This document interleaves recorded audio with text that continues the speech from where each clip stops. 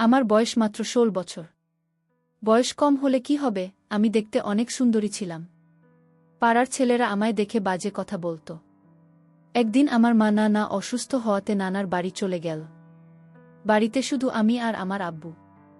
আব্বু বলল, আজ রাতে তো রুমে একা ঘুমাতে হবে না, তুই আমার রুমে ঘুমাবি। আমি বললাম ঠিক আছে বাবা। তারপর রাতে খিচুড়ির সাথে ওষুধ মিশিয়ে আমায় খাওয়ালো। তারপর আমার সাথে বাবা সারা রাত ধরে। আমি ভাবতেই পারছি না, নিজের বাবা আমার সাথে। বাকি ঘটনাটি গল্পতেই বলছি। আমার নাম শিউলি। বয়স ১৬ বছর। ক্লাস 10-এ পড়ি। আমি আমার আব্বু আম্মুর বড় মেয়ে। আমার একটা ছোট ভাইও আছে, ওর বয়স ৪ বছর। আমার আম্মু আমার আব্বুর ৩ নম্বর স্ত্রী। আমার আব্বুর আগের ২ স্ত্রী। তাদের বাচ্চা কাচ্চা নিয়ে আলাদা আলাদা থাকে। আব্বুর প্রথম স্ত্রীর ৪টা ছেলে আর দ্বিতীয় স্ত্রীর ২টি। সকলেই আমার থেকে বয়সে বড়। আব্বু প্রতি সপ্তাহে ২ দিন করে আমাদের বাড়িতে থাকেন। সপ্তাহের বাকি দিনগুলো ওনাকে ওনার অন্যদের বাড়িতে থাকতে হয়। ওনার খুব বড় কাপড়ের বিজনেস আছে। আমার বয়স ১৬ বছর হলেও এই বয়সে আমার দেখতে অনেক লম্বা। গায়ের রংটাও ফর্সা। যখন আয়নায় নিজেকে দেখি তখন আমি নিজেই অবাক হয়ে ভাবি আমি এত সুন্দর। একদিন আমার আম্মু আব্বু হঠাৎ করে অসুস্থ হয়ে পড়লেন। ওর বাড়ি থেকে সকালে ফোন করে জানানো হলো। খবর শুনেই আম্মু আমার ছোট ভাইকে নিয়ে তড়িঘড়ি করে তাকে দেখতে নার্সিংহোম বেরিয়ে গেলেন। আমি বাড়িতে একলা রইলাম।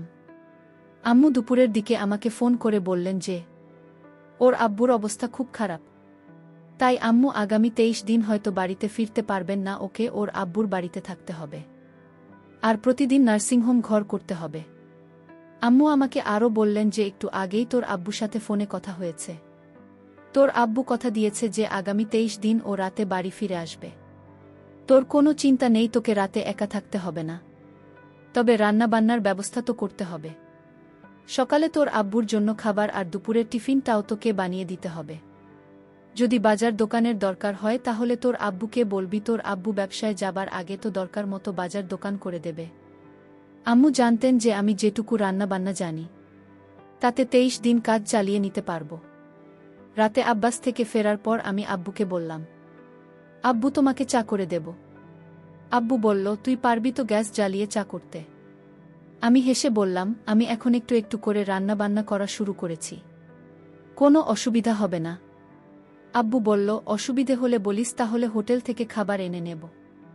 আমি আব্বুকে নিরস্ত করে বললাম, তার কোনো দরকার নেই, আমি সব পারব। আব্বু খুশি হয়ে আমার মাথায় হাত বুলিয়ে বাথরুমে ফ্রেশ হতে ঢুকল। আর আমি রান্নাঘরে চা করতে ঢুকলাম। আম্মু থাকলে আম্মু আব্বুর জন্য চা করে। যা করতে গিয়ে মনে হলো আব্বু চায় কতটা চিনি খায় তা তো আমি জানি না। আমি তাই আব্বুর কাছে চিনি দেব সেটা জানতে বাথরুমের দিকে গেলাম। গিয়ে দেখি বাথরুমের দরজা খোলা। আব্বু কি যেন একটা করছেন লুকিয়ে লুকিয়ে। আর একটু কাছে গিয়ে যা দেখলাম তাতে আমার চোখ ছানাবড়া হয়ে গিয়েছে। দেখি আব্বু আমার জামাকাপড় ধুয়ে দিচ্ছে। আমি আব্বুকে বললাম, আব্বু তুমি আমার জামাকাপড় ধুয়ে দিচ্ছে কেন?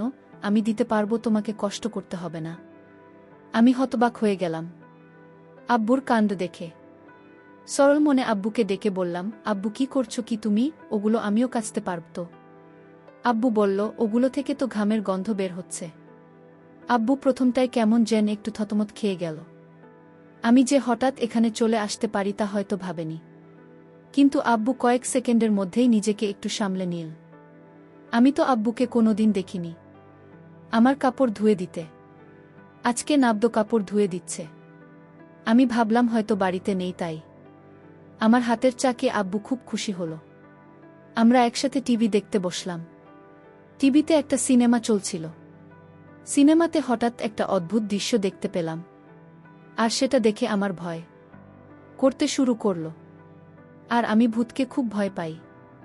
আব্বু আমার ভয় দেখিয়ে নিজের আব্বুকে নিজেরই কেমন যেন অচেনা বলে মনে হতে লাগল। যে আব্বু আমাকে কষ্ট করে বড় করেছে, যে আব্বুর কাছে এটা ওটা বায়না করেছি দুষ্টুমি করলে বা পড়াশোনায় ফাঁকি দিলে, যে আব্বুর ধমক খেয়ে অভিমানে কান্নাকাটি করেছি, শরীর খারাপ হলে যে আব্বু আমার পাশে সারারাত ঘুমিয়ে থেকেছি, সেই আব্বুকে আজ হঠাৎ কেমন যেন অচেনা একটা বাইরের লোক বলে মনে হচ্ছিল। আব্বুকে আজ আমি অন্যরকম দেখতে পেলাম।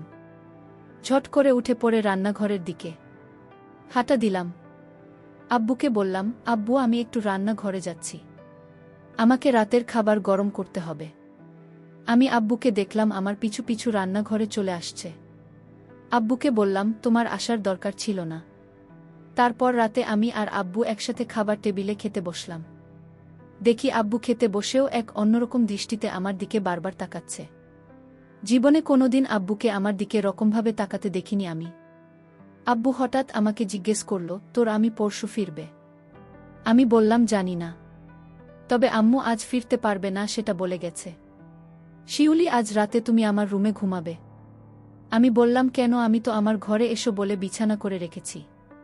আব্বু বলল, আজকে তো তোমারা মনেই আলাদা আলাদা শুয়ে কি হবে, আর তাছাড়া আমি তোমাকে একা একা রুমে ঘুমাতে দিতে পারি না। আমি বিশেষ না ভেবে মাথা নেড়ে সম্মতি দিলাম। রাতে আমি আম্মুর শোবার ঘরে গিয়ে খাতে মশারি টাঙিয়ে শুয়ে পড়লাম। আব্বু তখন বাথরুমে। আব্বু বাথরুম থেকে ফিরে ঘরে ঢুকে দরজা বন্ধ করে দিন। আব্বু, লাইট নিভিয়ে দিন। আমি বললাম, আব্বু নাইট বলটা চালাও না। আব্বু বল, না থাক, আজ অন্ধকারই ভালো লাগছে। লাইট পুরোপুরি নিভে যেতে ঘরে অন্ধকার ছেয়ে এল আর আমি ঘুমিয়ে পড়লাম। আধ ঘন্টা পর হঠাৎ আমার ঘুম ভেঙে গেল। আমার কোনোভাবেই ঘুম আসছিল না। আমি লক্ষ্য করলাম আব্বু ঘুমায়নি। আব্বু এখনো জেগে আছে। আমি আব্বুকে বললাম, আব্বু তুমি এখনো ঘুমাওনি কেন? আব্বু তখন বলল, আমার ঘুম আসছে না। মা, আব্বু বলল, তোর মায়ের কথা খুব মনে পড়ছে। আমি আব্বুকে বললাম, আব্বু একদিন হলো না আবু বাড়িতে নেই, আর তাতেই তুমি এত চিন্তিত হয়ে গেছ। আবুল বল, মা আমি তোমাকে অনেক ভালোবাসি। আমি আব্বুকে বললাম, শুধু আমাকে ভালোবাসো? আব্বু বলল, এই পরিবারের সবাইকে ভালোবাসি, তবে তোকে একটু বেশি স্নেহ করি। জানো আব্বু, পাড়ার বদমাশ ছেলেগুলো মাঝে মাঝে আমার দিকে কেমন দৃষ্টিতে তাকিয়ে থাকে। এ কথা বলতেই আব্বু এরকম অদ্ভুত আচরণ করছিল। ঠিক বুঝতে পারছিলাম না। তাছাড়া আব্বু আমাকে এখন তুই তুই করে না বলে, মাঝে মাঝেই তুমি তুমি করে কথা বলছিল। আব্বু, আমাকে তুমি এরকম করো না।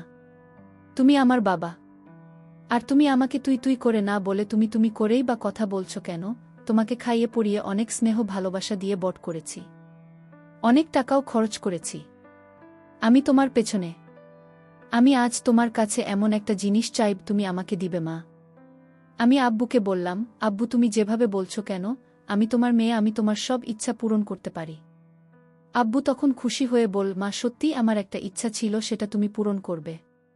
বাবা তুমি কেন ভয় করছো? আর আমি তোমার মেয়ে, আমার কাছে কোনো কিছু লজ্জা পেলে চলবে। তুমি বলো আমার কাছে কি চাও? বাবা তখন বলল, আচ্ছা মা, আমি তোমার আম্মুর সাথে যা করি আমি তোমার সাথে তা করতে চাই। তুমি কি তাতে রাজি? আব্বু তুমি এসব কি বলছো? আমি তোমার মেয়ে, আমি কি বড় হয়ে গেছি যে আমি তোমার সকল কথা রাখতে পারবো? আমি তো এখনো অনেক কিছু বুঝি না। আমি আব্বুকে বললাম, আব্বু আমি তোমার মেয়ে, আর তুমি কি বলছো এসব? আমি এই কথা কিছুতেই রাখতে পারবো না। আব্বু তখন কেঁদে বলল, তুমি যখন ছোট ছিলে তখন তোমার শরীর খারাপ হলে কত রাত আমি না ঘুমিয়ে জেগে থেকেছি জান। তুমি কত বায়না করেছে আমার কাছে। তোমার সব ইচ্ছা, বিভিন্ন গিফট সহ আমি কষ্ট করে তোমার আবদার পূরণ করেছি। আজ তোমার কাছে আমি একটা সামান্য জিনিস চাইছি, তা তুমি দিতে পারবে না মা? আমি বাবাকে বললাম, বাবা এটা সামান্য না, এটা কেউ দিতে পারবে না। আমি আমার মেয়েকে বললাম, তাহলে তুমি আমাকে এত বড় কষ্ট দিলে, মুখে মুখে না করে দিলে তুমি? আমি জানতাম না আমার মেয়ে এতটা পাষাণ হতে পারে।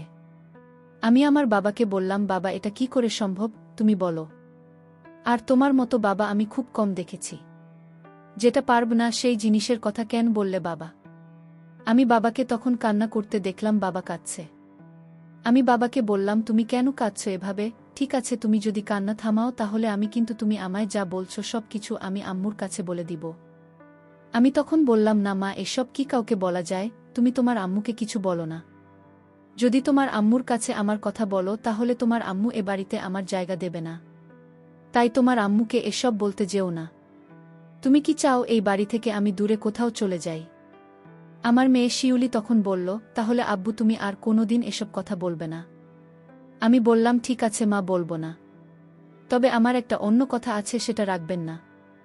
মা, আমি আব্বুকে বললাম, আব্বু তোমার এসব কথা ছাড়া আমি সব কথা তোমার রাখব। আমি বললাম, লক্ষ্মী মেয়ে আমার, তাহলে তোমার আম্মু কাল আসবে না, তুমি আর আমি বাড়িতে কাল আমরা দুজন থাকব, তাহলে আমি তোমাকে কাল হোটেল থেকে খাবার নিয়ে আসব তোমার জন্য। আমি বললাম, বাবা আমি তো রান্না করতে পারি, তাহলে হোটেল থেকে খাবার আনবে কেন? আমি বললাম, আম্মু তোমাকে আমি কষ্ট করতে দেব না তাই। আর তাছাড়া হোটেল থেকে খিচুড়ি খাই না অনেক দিন ধরে। তোমার তো খিচুড়ি অনেক প্রিয় তাই না মা? আমি বললাম, আব্বু হোটেলের খিচুড়ি আমার অনেক প্রিয় খাবার। তাহলে কাল আর রান্না করার দরকার নেই। আমি দুজনের জন্য হোটেল থেকে খিচুড়ি নিয়ে আসব।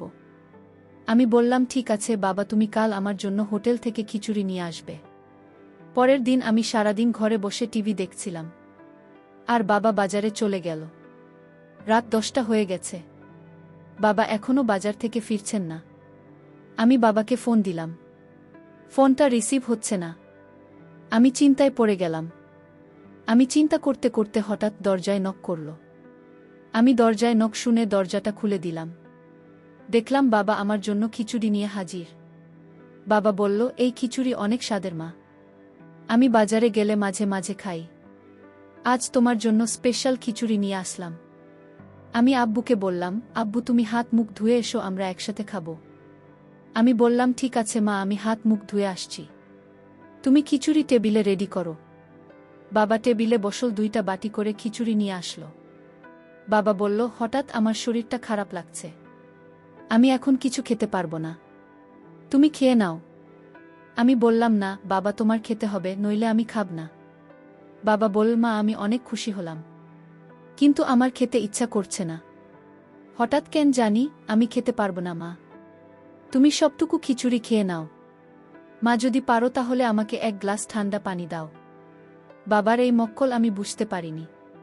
আসলে বন্ধুরা, বাবা কেন খিচুড়ি খেতে চাইল না তা যদি তোমরা জানো তাহলে তোমাদের হুঁশ উড়ে যাবে। এই খিচুড়ি আমি খাবার পরে আমার কি হয়েছিল এবং বাবা মার সাথে কি করছিল তা জানতে ভিডিওটি শেষ পর্যন্ত দেখতে থাকুন। আর ভিডিওর মধ্যে এখানে একটা কথা বলতে চাই, আমি সবসময় তোমাদের জন্য খুব কষ্ট করে ভিডিও তৈরি করি।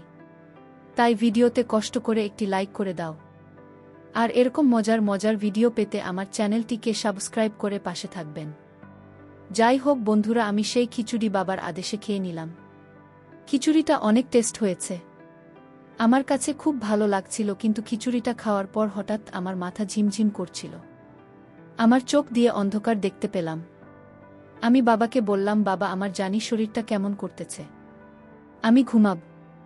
আমি আমার রুমে ঘুমিয়ে পড়ি বাবা। তুমি তোমার রুমে গিয়ে শুয়ে পড়ো বাবা। আমি মনে মনে বললাম, কাজ হয়ে গেছে। আমার মেয়ে তার রুমে গিয়ে শুয়ে পড়ল। আর দরজাটা লক করতে ভুলে গেছে আমার মামনি। আমার মেয়ে তখন বিছানায় শুয়ে পড়ল। শুয়ে পড়ার সাথে সাথে ঘুমিয়ে গেল। আমি গভীর রাতের জন্য অপেক্ষা করতেছিলাম। রাত যখন 2টা বাজে তখন আমি আমার মেয়ের রুমে গেলাম। তারপর তার বিছানায় বসলাম। দেখলাম আমার মেয়ে নিষ্পাপ শিশুর মতো ঘুমাচ্ছেন। আমার মেয়েকে চাঁদের চেয়েও সুন্দর লাগছিল। আমি আমার মনের অজান্তে ভুল গিয়েছিলাম, এটা আমার মেয়ে। আমি যখন আমার মেয়ের দিকে তাকিয়েছিলাম তখন দেখলাম মেয়ে আমার খুব শান্তিতে ঘুমাচ্ছে। আমার মাথায় মাথায় বারবার জানান দিচ্ছিল, আজ তোমার সুযোগ, আজ তোমার এই সুযোগ কখনো চেয়ে দিও না, কারণ এই সুযোগ তুমি আর পাবে না। আর তাই আজ তোমার সময়। আমার মাথায় এই চিন্তা ভর করল। হঠাৎ লক্ষ্য করলাম আমার মেয়ে আমার দিকে তাকিয়ে রইল। মাত্র দেখলাম ঘুমিয়ে আছে। হঠাৎ চোখ খোলা, এক দৃষ্টিতে আমার দিকে তাকিয়ে রইল। আমি একটু ভয় পেয়ে গেলাম। আমার মেয়ে কি না কি মনে করে এত রাতে তার রুমে আমি আমার মেয়েকে বললাম, মা তুমি মশারি টাঙাতে ভুলে গিয়েছ, কিন্তু তোমায় মশাই থেকে বাঁচাতে আমি মশারি টাঙিয়ে দিতে আসলাম। দেখি আমার মেয়ে কোনো কথা বলে না, আমার দিকে এক পলকে চেয়ে রইল। আমি বললাম, তুমি কথা বলছো না কেন? আমার আরও একটা জোরে ডাক দিলাম, তুমি কথা বলছো না কেন? আমি আমার মেয়ের নাকের কাছে হাত দিয়ে দেখলাম সে নিঃশ্বাস নিচ্ছে না। আমি বুঝতে পারলাম আমার মেয়ে দুনিয়াতে নেই। আমার মেয়ে মারা গেছে। আমি চিৎকার করে কান্না করে বললাম, আমি কি করলাম? আমি আমার মেয়েকে নিজের দোষে দুনিয়া থেকে বিদায় করে দিলাম। আমি তো জানতাম না যে এই খিচুড়ি ছেলে মেয়ে মারা যাবে। আমি ভেবেছিলাম ঘুমিয়ে থাকবে, কোনো হুঁশ থাকবে না। এখন তো দেখি আমার মেয়ে মারা গেছে। আমার শাস্তি হওয়া উচিত। আমি এভাবে চিল্লাতে থাকি। প্রিয় বন্ধুরা, গল্পটি ভালো লাগলে অবশ্যই কমেন্ট করে জানাবেন। আর নিয়মিত এমন আলাদা স্বাদের গল্প শুনতে ভিডিওটিতে লাইক এবং চ্যানেলটিকে সাবস্ক্রাইব করে সাথেই থাকুন। আর হ্যাঁ, নোটিফিকেশন বেলটি অল করে রাখবেন। যাতে পরবর্তী গল্প সবার প্রথমে আপনাদের কাছে পৌঁছে যায়। ধন্যবাদ বন্ধুরা। ধন্যবাদ সবাইকে।